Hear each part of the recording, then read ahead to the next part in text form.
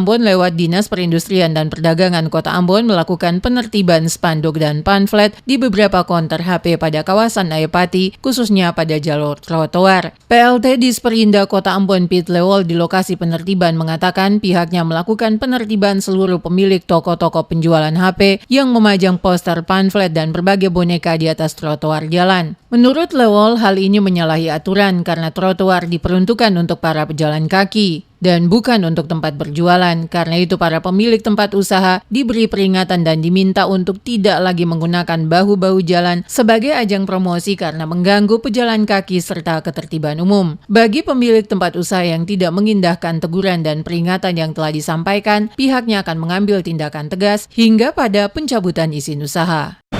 Posisi reklame dari counter-counter HP yang jual ini kan sepertinya mereka taruh di bagian trotoar yang memang mengganggu.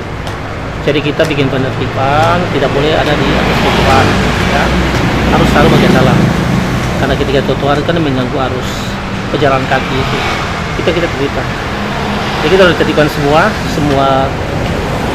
counter-counter HP yang berjual HP. Kalau juga mereka punya iklan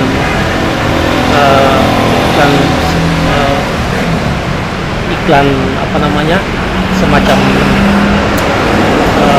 mau bilang ya mereka punya logo itu yang mereka taruh di trotoar tapi tidak boleh, itu terlibat, ya.